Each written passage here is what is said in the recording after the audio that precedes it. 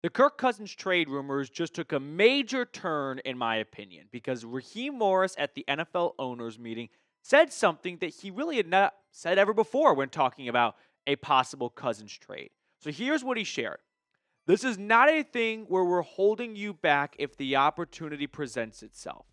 If it's something that's good for both of us, it's good for the Falcons and Kirk Cousins, we certainly would like to see that happen. And on top of that, Arthur Blank at the owners meeting shared to the media that he had an hour-long phone call with 5 pages of notes, which, timeout, I never took 5 pages of notes once in college, so I'm very curious to know what this phone call was about that could extend to 5 pages of notes. It's like a Ross Geller 16 pages front and back kind of situation here, but there is a lot of momentum right now from the Falcons and Arthur Blank and Raheem Morris to trade Kirk Cousins, because up until this point, Morris and Fontenot had maintained this stance of, we don't want to trade Kirk. We like him as our backup. We thought he did a good job last year backing up Penix the last 3 games of the season. We plan for him to return as our backup.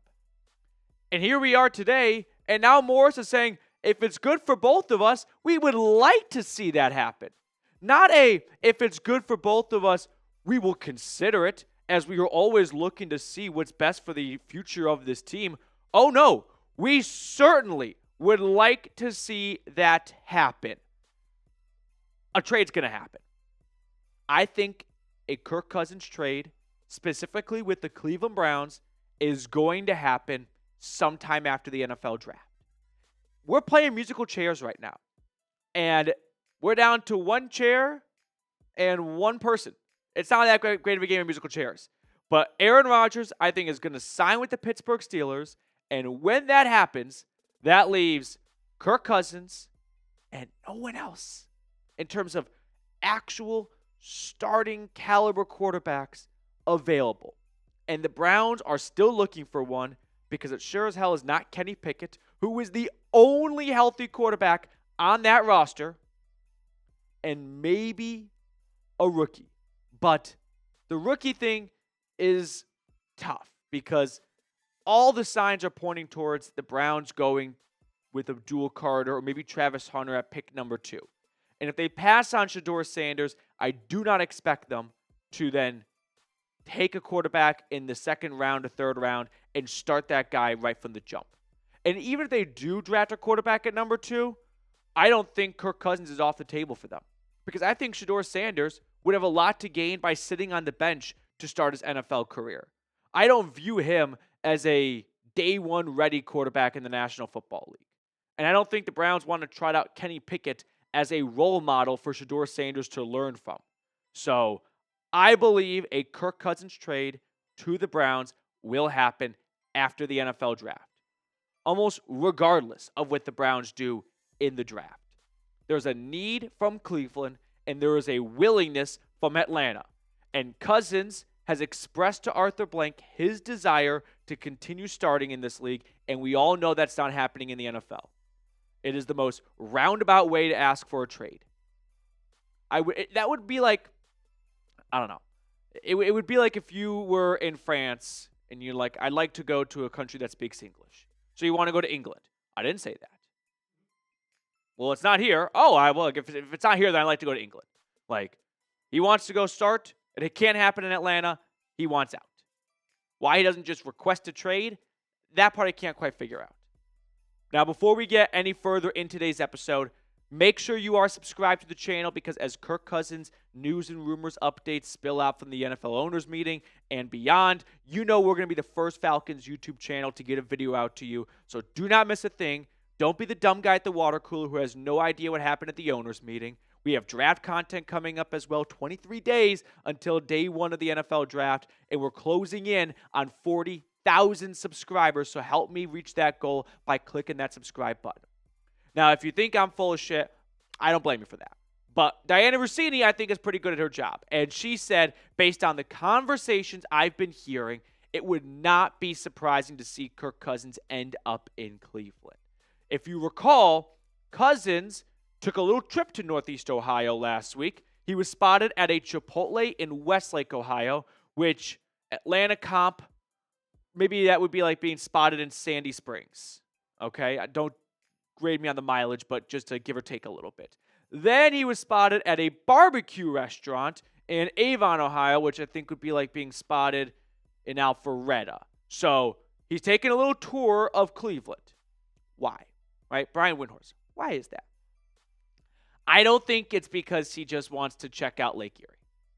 I believe, and this is what I expressed the day all this information came out, he was in Cleveland with something to do with the Browns. Now, I'm definitely backpedaling a little bit on my stance of he met with Andrew Berry, the GM of the Browns. But I do believe he could be meeting with the Browns team doctor, James Voos, which if you notice, is not very far away from where that Chipotle is. And City Barbecue, not very far away either. So if I were visiting a friend in Cleveland, would I spend one day hitting up Chipotle and then a barbecue spot? Probably not. That's not how I would spend my time if I was visiting a friend in a new city. Don't you think you'd go check out maybe some more high-profile places than Chipotle? I believe Kirk Cousins was in Cleveland to visit with the Browns team doctor. And I don't think that would be tampering. Team doctor for the Browns is an orthopedic surgeon. Kirk Cousins expressed a shoulder and elbow injury. I'm not a doctor, but I'm pretty sure that falls under the orthopedic umbrella. So I think he was there to meet with the Browns team doctor. Now, there was probably some level of tampering that happened when the Browns told him, go meet with our team doctor, but it's very difficult to prove that type of tampering because all it takes is for the agent and the team to delete some text messages, and you're not going to find any evidence of this. So I believe Cousins went to visit the doctor. Doctor gave some type of report back to the Browns based on where he's at health-wise, and then during the day, in between visits and whatnot, you got hungry, you went a mile down the road, got some Chipotle. When it was all said and done, probably went on Yelp, best restaurants near me. Oh, I like barbecue. All right, we'll swing over there, hopped on a flight the next morning or later that day, and went home. That's why I think Cousins was in Cleveland. I believe his visit there was in some way, shape, or form connected to the Browns. Now, before we get to the second half of today's episode, I do have to give a big special shout out to our friends over at Prize Picks. We've got baseball season underway, and Prize Picks has so many awesome deals right now. All you've got to do is select 2 to 6 players and choose more or less on their projected stats. We all know 162 games can be a long season, so if you want to have some extra interest while watching all Braves games or any other games that pique your interest, Prize Picks is an excellent place to go and visit. Now, they do season-long stat projections, which I think is a really fun way to make sure you're engaged, so you just choose more or less on stuff like that. You can also win up to 1,000 times your money now with Prize Picks. They offer Venmo, Apple Pay, and MasterCard. So download the app today and use code CLNS to get $50 instantly after you play your first $5 lineup. All of that information is in the comments and description of today's video. Download the app today and use code CLNS to get $50 instantly after you play your first $5 lineup. Prize Picks. Run your game. Now, staying on the Kirk Cousins vein, Raheem Morris, which, by the way, was, of course, at the NFL owners meeting, even though he was late to the picture, which sucked because that picture always moves mountains. It's always fun to see who's wearing what. I mean, just go read Big Cat's blog about it. But at this little media scrum in this tiny little tent, by the way, Morris said they're not expecting Kirk to show up to voluntary OTAs. His exact words were foolish to believe he would show up. This is my entire reasoning behind why the Falcons should not bring Cousins back to be this team's backup quarterback. If he doesn't even want to show up to practice, voluntary or not, why do you want him on this team? You should want 53 guys who are completely devoted to being an Atlanta Falcon. Not 52 and a half. Not someone who would like to be on another team but the Falcons are keeping him hostage. You should have a backup quarterback who wants to be a backup quarterback. And that is not the case with Kirk. And at this level, for the stakes we're playing at here, pass. Give me a backup quarterback who's there to support Michael Penix, not a backup quarterback who's meeting with the owner about asking to play for a team that where he can start. That's the thing that infuriates me about this. You can make all the arguments you want about, well, you don't gain any no financial gain by moving on from him. You still need a backup. If you release Kirk, you got to go pay a new backup. Who cares? The cap is a myth. Don't try and sell me that financially it's impossible. You can get this done, and I think the team is better off with a different backup quarterback than Kirk Cousins. I understand the injury concerns with Penix in his career, and if Cousins were to come in, he'd probably do a good job, or probably a better job than any other backup you get at this point.